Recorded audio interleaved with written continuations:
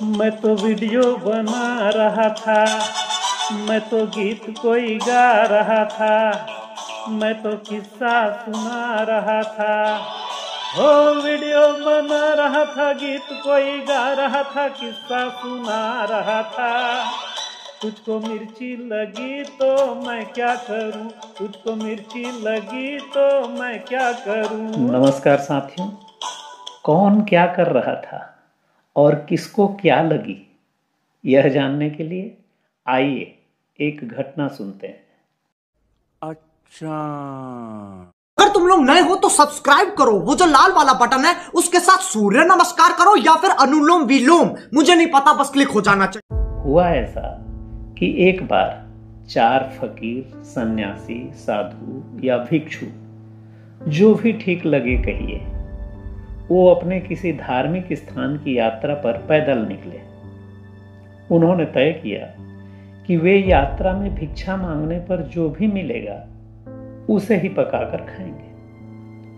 वो रोज रोज 20-30 मील की यात्रा करते और सांझ जिस गांव में पहुंचते वहीं भीख मांगने पर जो कुछ मिल जाता खाना बनाकर खा लेते थे। यात्रा ठीक ठाक चल रही थी, पर एक दिन ऐसा हुआ कि एक गांव में इतना कम आटा मिला कि उससे एक ही फकीर का पेट भर सकता था। तो सब ने मिलकर उसका मालपुआ बनाया और एक बर्तन में रख कर उसे ऊपर से ढक दिया और तय किए कि इसे कल सुबह वही फकीर खाएगा जो सबसे अच्छा सपना देखेगा।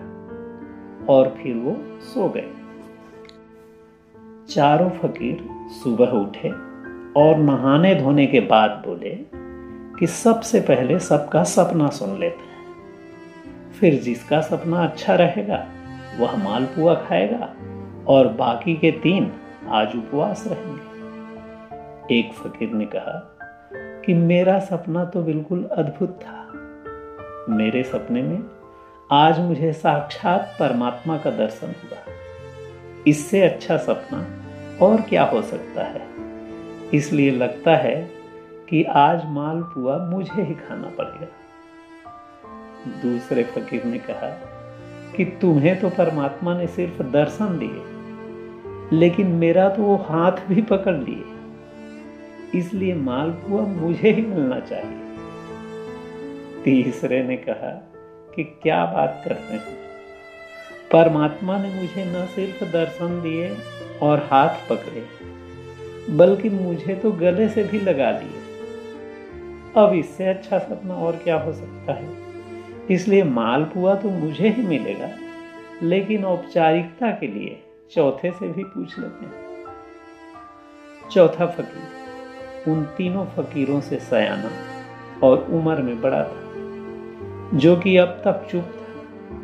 तो तीनों ने कहा कि अब आप भी बता दीजिए। सयाने फकीर ने कहा कि मेरा सपना तो ऐसा था कि पूछो ही मत। मेरे सपने में तो परमात्मा आए, हाथ पकड़े, गले लगाए और बोले कि भक्तराज, तुम भूखे क्यों सोए हो, उठो और मालपुआ खाओ।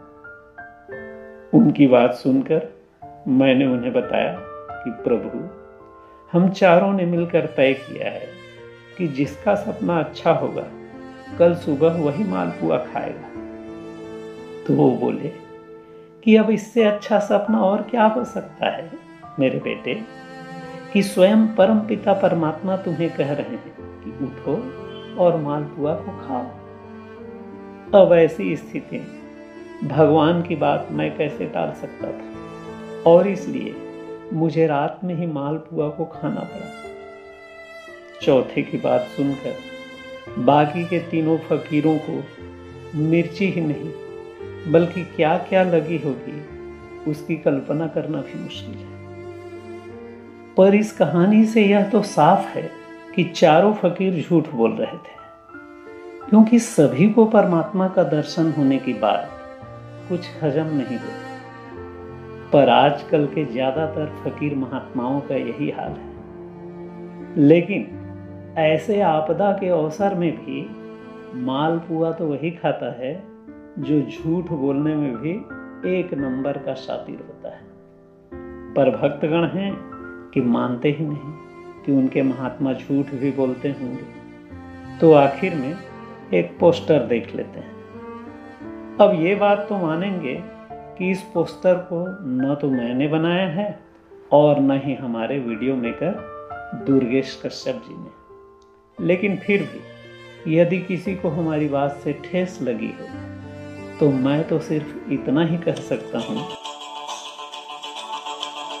मैं तो वीडियो बना रहा था, मैं तो गीत कोई गा रहा था, मैं तो किस्सा सुना रहा था।